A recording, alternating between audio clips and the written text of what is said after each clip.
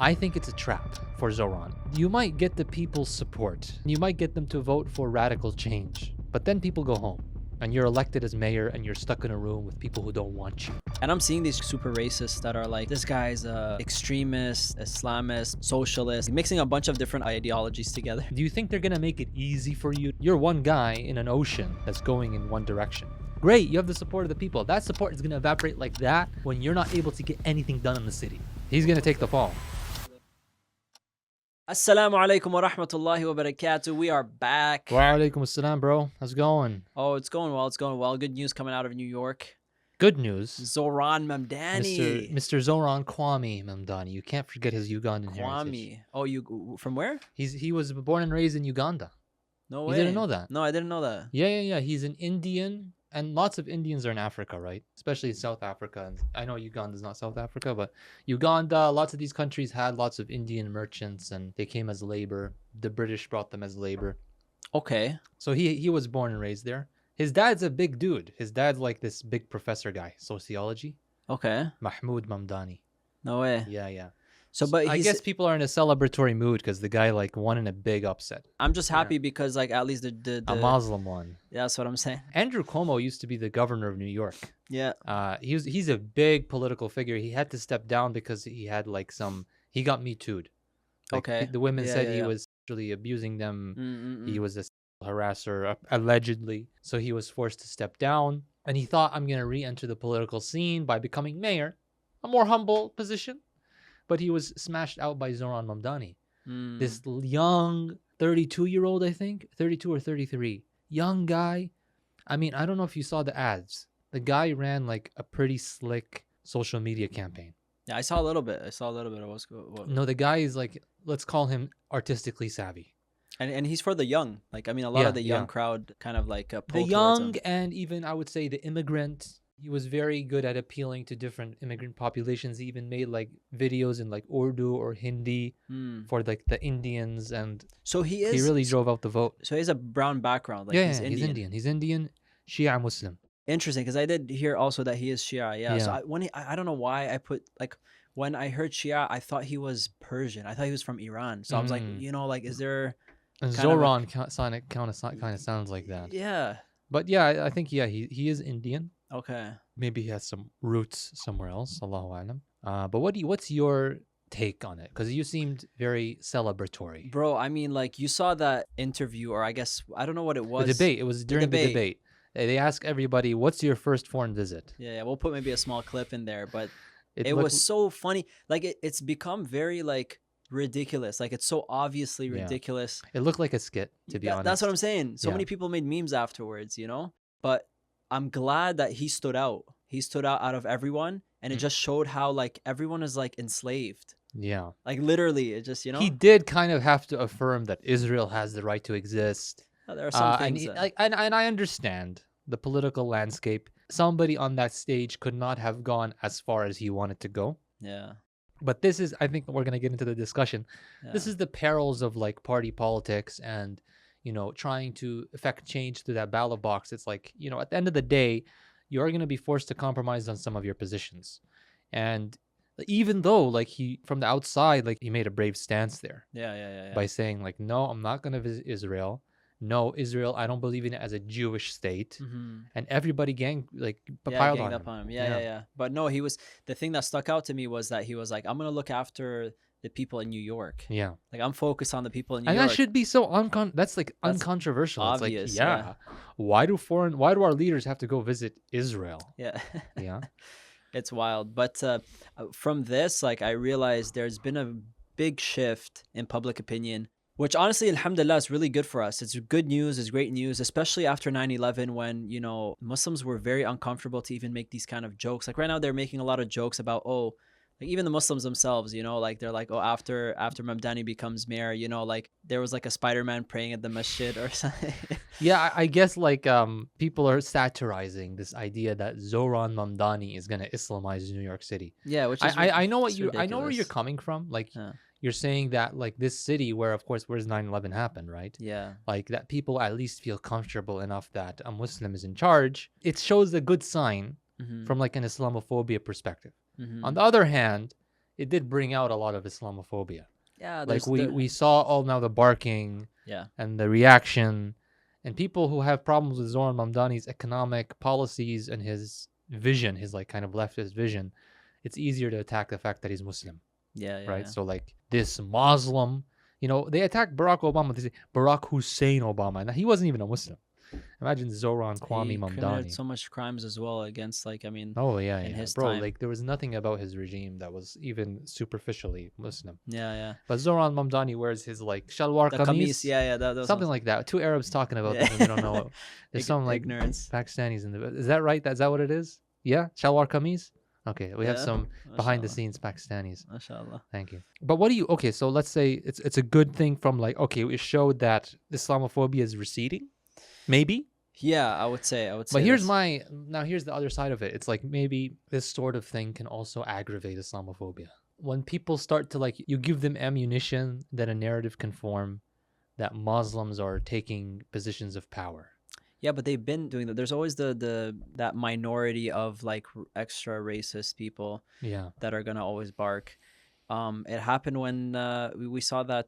Remember when we spoke about Epic City or Yes, whatever? yes. You know what I mean? Like, oh, Sharia's taken over. You still hear it. You go on, you scroll on social Yeah. media, you'll still see there's this fear of Islam taking over. Yeah. I mean, this guy, he's Muslim, yes, but is he advocating for Islam? No. Like, really, Yeah. like, you know what I mean? Like he's a asking secular. He's a secular person. yeah, and he's asking for the bare minimum for New Yorkers to take care of them. Like, what was funny, I saw another video. It was Hassan Fills. He was just talking. It was so funny. But he's like, nowadays when you're just trying to take care of people, or he's like, isn't it the bare minimum that people should be able to survive or have Yeah. like, A living wage. a living wage and all? And then it's like all of a sudden, if you're advocating for that, then you're called like all these names, like leftist. But he socialist. so he is a and all. socialist. He doesn't like make any qualms about that. He calls himself a democratic socialist. Okay. He comes So from what a does that leftist really family. mean? What does that really mean? Lots of countries in the West, like the Scandinavian countries, they have a big emphasis on welfare. Okay. Taxes go up, Yeah. and people get more benefits. Okay. Right? That's a kind of against the more American or more conservative mindset of like minimize taxes, let people pull themselves up by their own bootstraps Mm. and make their own living. Right? So I think his economic policy and his promises about making like his whole campaign was about one thing: make New York affordable. Right? Mm. And to do that, he's going to like shift around lots of the economics. And that scared Wall Street. Wall Street did not take him seriously for like most of the campaign until like in the last few weeks where it's like, oh my God, like we haven't been able to crush this popular sentiment. And it seems like he's actually going to beat Cuomo for the Mm. Democratic primary. Now, notice, audience, he's not the mayor yet. He is the Democratic nominee. So he's going to be running against the Republican nominee and the current mayor, Eric Adams, who's a corrupt son of a gun. Who's running as an independent now. He used to be the Democratic guy, but he's like, screw you guys, I'm gonna run on my own. But I wouldn't celebrate yet because, and this is what people don't understand about elections, that you might get the people's support and you might get them to vote for radical change, but then people go home and you're elected as mayor and you're stuck in a room with people who don't want you. They didn't choose you. Actually, they hate your guts. Do you think they're gonna make it easy for you to like change the fabric of New York, start your idea of like government-owned grocery stores? That's what he wants to do, build a chain of government-owned grocery stores to control prices. Yeah. Deregulate some things when it comes to those food trucks, like he had that famous video, permitting, making the city more affordable. Like you have to ultimately deal, when it comes to power, you have to deal with the power brokers, not just the popular support, because the popular support is going to turn against you because they don't see what's happening behind the scenes. You're going to be working with the billionaires, the landowners, city influentials, and governments, provincial, like statewide officials and federal officials. You're going to have to play ball. You're one guy in an ocean that's going in one direction. You try to swim the other direction, might work in an election. What? That rhymed. You swim in one direction, it might work in an election, but it's not going to work Should I start beatboxing? in the state. No, but you see, I think it just at least gives them the opportunity to get a shot at it, But it's going to backfire In what sense? in the sense that he's not going to be able to get his mandate through, and he's going to struggle to actually rule, He's gonna Rule? struggle, rule whatever. Like Is he's he trying gonna to rule? rule as mayor. I know rule is a big word for That's a big mayor. word. He's gonna struggle to, I don't know what's the word for it, like Make the change? execute, make the Yeah. changes, really actually be an effective leader. He's gonna struggle to do that because he doesn't have powerful people on his side. He Yeah, was but a like popular candidate. That's it. but you see, people, change happens. You know, you take steps. But this is, This is better yeah. than nothing. But what I'm trying to say is that if it effectively led to those results that you wanted, then yes. Mm. I think it's a trap for Zohran. And I think it's a trap for, and I'll harken back to Muhammad Mursi in 2011.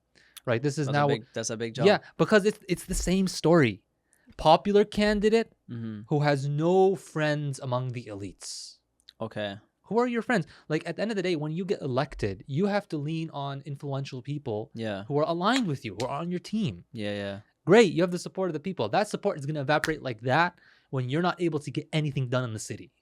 And people are going to see, oh, you didn't keep your promises. You're an ineffective leader. You promised this, you promised that, and you're going to take all the responsibility is going to fall on you because you were the people elected. They're not going to stand there and listen to you say, well, I tried, but Wall Street, they didn't let me do it. It's not going to work. That's interesting. So He's going to what's take the fall. So then what's the alternative? Because you can't really make friends if you're, I mean, unless you have people on your side or people that relate to the way you think. This is why the Mamdanis of the world will always mellow out once they become elected. They have to either learn to play ball with the Wall Streets and the elites and so on, and they're gonna just become like a Bill de Blasio, just a normal mayor, or they're gonna really just crash out. There's really no in between. Crash out? I don't know if that's the right word. Whatever. I'm not hip to the lingo. They're gonna crash and burn. They're gonna crash and burn. So but I mean, that's very pessimistic. Like, okay, so then what's the alternative? The alternative, if you want to approach change, and now we're speaking about change in a more abstract way, and I hope the viewers understand, like, the reason why we're spending time discussing these power dynamics, they're very relevant to the question of Islamic revival, because this is something that Islamic movements in the past have fallen into the trap of thinking that change can happen solely through the ballot box or solely through symbolic positions. We call this de jure power. It's not de facto power, right? So what you have to do is you do have to work with the people who have their hand on the steering wheel, so to speak. You have to work with the power brokers. You have to align incentives. You cannot just go be like, all this Wall Street people suck, all these influentials suck, all the elites suck, and get the people to elect you. Because, yeah, you can stir up the crowd, but the crowd goes home. Crowd goes back home, goes to work, turns on Netflix. They forgot about you. But these people are working day and night to like keep you from doing what you want to do. You're going to be in a deadlock. So you have to kind of know how to build coalitions, build networks, align incentives, convince the people who are in power that this is actually better for them and better for the country, right? Okay. And having enough of them, and you don't have to have all of them. I mean, look at what Trump did it right. Trump had enough power brokers on his side, between the tech elites, between the Washington, D.C. elites, that when he did his second term, which he didn't have in the first term, when he did his second term, he was able to project that power. Okay. Fire people, hire people, change executive order this, ice that. He's able to actually make a difference for his own vision. So, but going back to what you said, I mean, you're talking about Islamic. Mamdani is very, like, from what it seemed to me, is secular, right? Yeah, he is. And so he's not really I don't think he's thinking of Islam in his position of power. Actually, people have made jokes about that, and I think he would probably agree with a lot of the... Well, he's a leftist. From a politically speaking, he's just a leftist. Yeah. So when you're bringing Islam into the picture... Is it related? Is it not? Well, I'm just trying to take the lessons about how power works. Okay. Like it could have been anybody being elected. Like, because what Zohran represents is like a popular candidate who has radical proposals that clash with the elites. Okay. Right? And the people are like, yeah, screw the elites, down with the elites. And then they elect the guy and they think something's going to change. Okay. No. I got you. Yeah. Like, and many people, when it comes to the Muslims and the Ummah, have that mindset. Yeah. And it is so now true. You're comparing it to our own affairs and our own issues back in the East. Back in the 100%, Middle East. Yeah, 100%. Okay, gotcha. We've been burned by it many times. I want to create that awareness with the viewer that, like, we have to convince all of society. Populism, whereby, like, you excite the mob, the crowd, and you kind of just, like, alienate the elites, doesn't exactly work. Yeah. You do have to get all segments of society along with you on your vision. Yeah. Yeah. No, of course. I like what you said in terms of the crowd goes home Yeah, afterwards. exactly. They go back to their Netflix. And that's what happened to Morsi. When Morsi was elected, he tried to rule, he tried to govern. The elites were not on his side. Hmm. His rule was sabotaged, and the people ended up actually backfiring against Morsi. They Hmm. blamed him for all their troubles. He's the president after all. Gas prices are crazy, job situation is crazy, trash pickup isn't happening. And It's a dysfunctional government. I think that's also why tazkiyah and iman plays a big role too. At the time of the Prophet ﷺ, he built the Sahaba up, like their iman, their tazkiyah, their tarbiyah, Yeah. and they got to a point where their iman was built to be able to handle the pressure that they were going to be put in. Yeah. Being boycotted, being persecuted. Even in Medina, if I'm not mistaken, there were also a lot of challenges, but they were able to handle it because their vision was like much bigger. Yeah. They knew what they were doing it all for. But when And we're very materialistic, we have a lot of love for the dunya, but fear of death, it's not going to work. and to make the point even more clear, like to add on what you're saying, when you have that iman, you will approach the pathway to victory in the right way. You're not going to take shortcuts. Yeah. These shortcuts are what can kill a movement. Mm. And like I know these people are not motivated Islamically at all or anything like that. That's why like the temptation. But even if they were just strategically smart, they would not take the temptation for like a shortcut of like just running a popular candidate who does not have any buy-in of any elites. Mm. And now, like, it's not like that it's all black and white. Like, somebody could use a position like that to win over some elites, gain some common ground, but it doesn't seem like that's the idea. Mm-hmm. I just love how people are reacting, man. I love how, you got people with satire, people making jokes about like, I heard like once he becomes mayor, you're going to have to take the shahada for the doors to open for the subway train or something like that. It was so funny. And then you have people that are like on the other side. And I'm seeing these just come up on my Explore page, which is so interesting. But you got the people that are like super racist that are like, this guy's a extremist, Islamist, blah, blah, blah, this, that, socialist, like mixing a bunch of different ideologies together. And that's, I guess, just to like this. scare people. I don't want to undermine the symbolic victory that this is, because it did show what you said. I'm just worried it's gonna backfire in like a year or two. But right now, and maybe that's why a lot of people are anxious about him, is that he represents like the new generation of America is not so Zionist. Like what he said on that stage could have killed his campaign 10 years ago. Not anymore. Not after Gaza. Not after the youth who are not so Zionist anymore. It's a proof that, and not only is it a proof, it's a precedent. It's a precedent that you can say that. You can say, I'm going to arrest Netanyahu if he comes to New York, like he said. Yeah. And you can still win the mayorship. Yeah.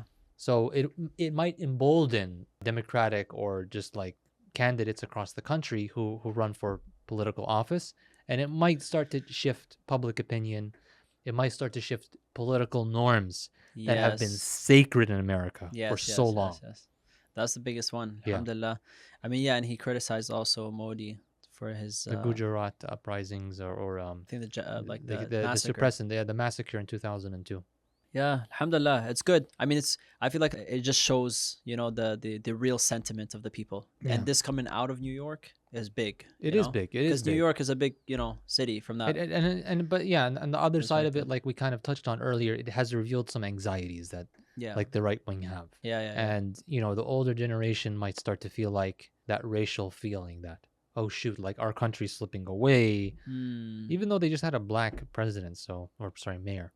It is going to create a dichotomy a little bit, because even like we spoke about this earlier too in a different episode, PBD, the podcast, where they're starting to bring back this image of America as it used to be great, white Christian, and like protection from like the threat of Islam and the da'is in the West, and they're there to do da'wah, which is basically da'wah tabling, talking to different Muslims. Like this is the furthest thing from a threat.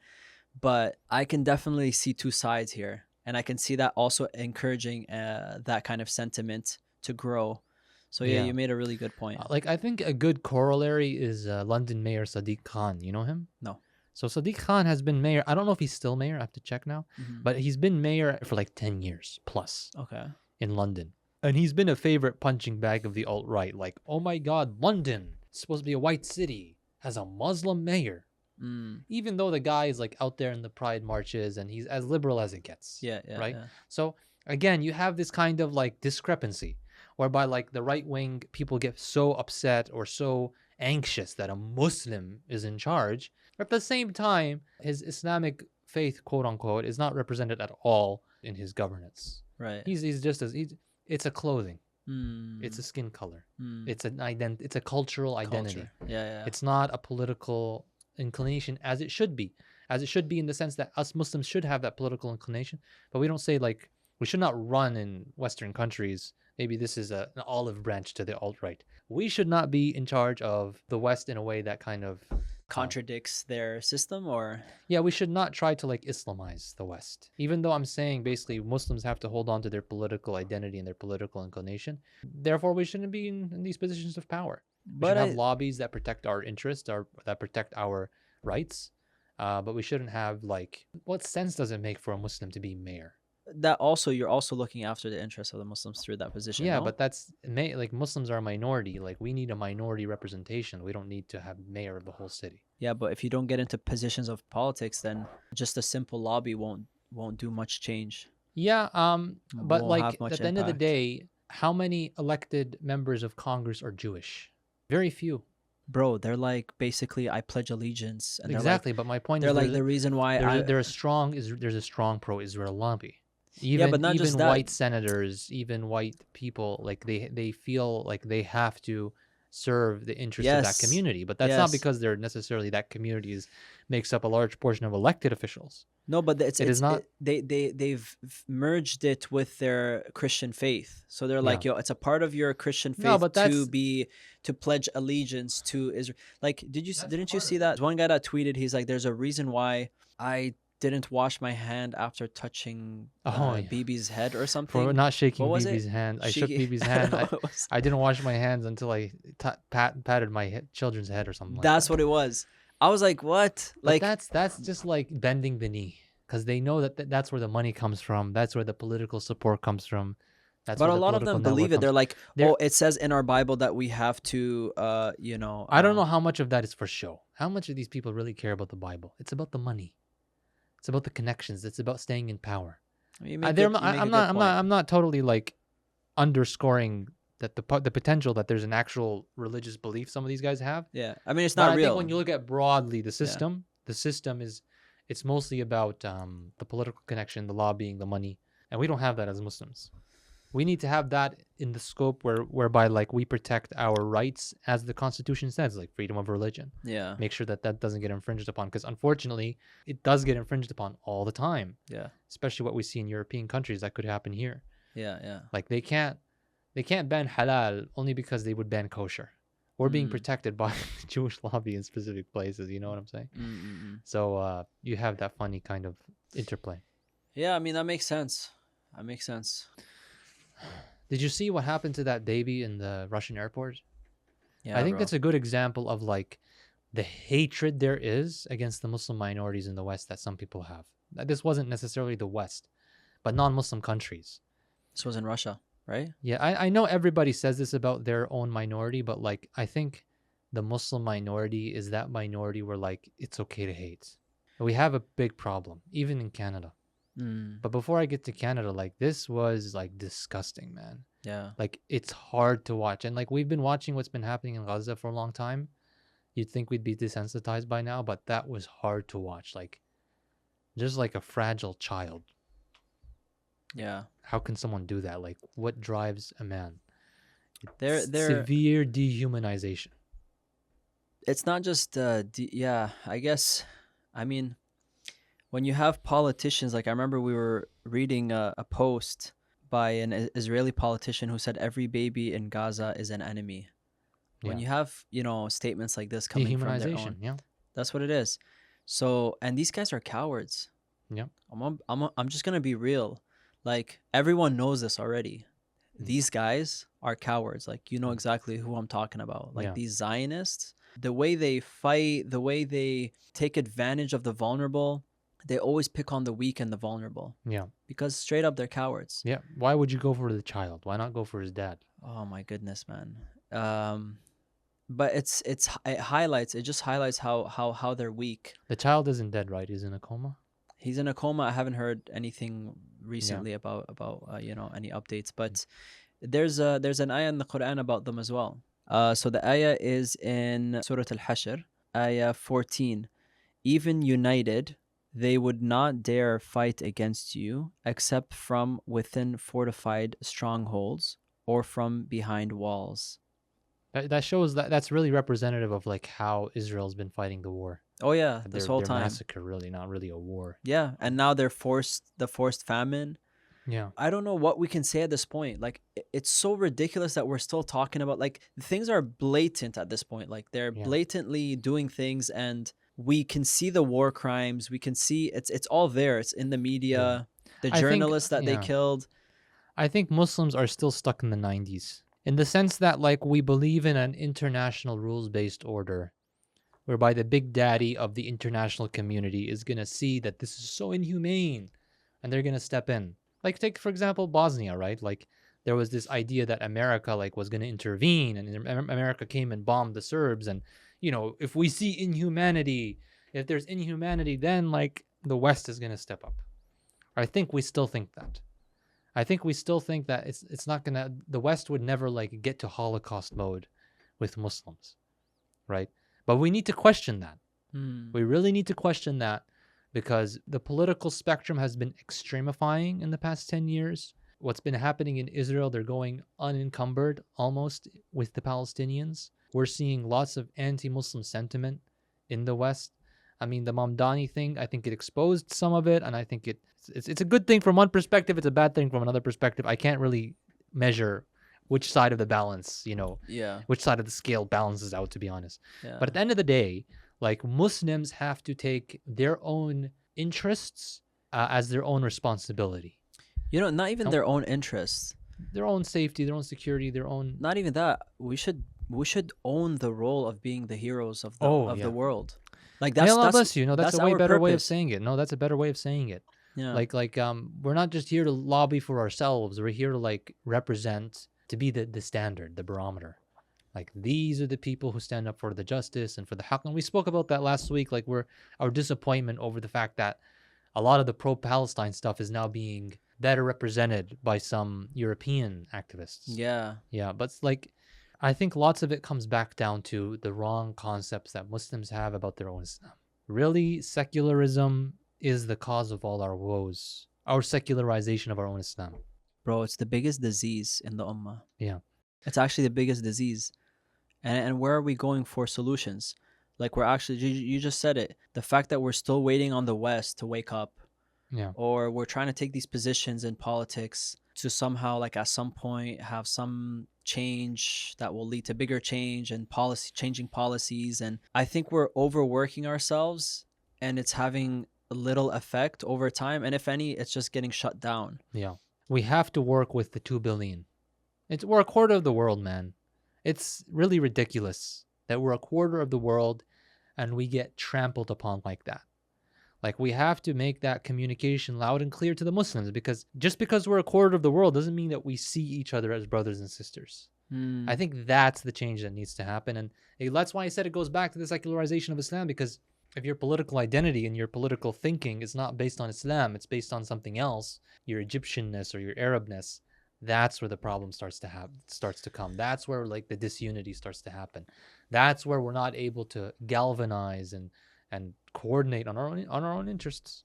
Yeah, I think to maybe simplify it, it's that when we accept being Muslims, when we take the Shahada, Yeah. it's a covenant that you're taking where you're fulfilling or you're filling a position now, an amana that you were given, A responsibility. a responsibility. Like now you understand your role. Yeah. The world is chaotic.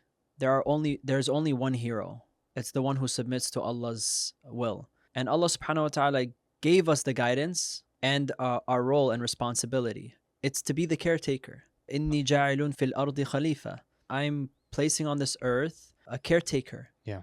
The angels knew it was to take care of the chaos, because like when there's a caretaker, there's going to be things that need to be taken care of. Yeah. Obviously, when you create a being that has the ability to do evil or good, There's going to be the evil that's going to be that we're going to need to take care of. Yeah. So the only heroes are the people that submit to Allah's will.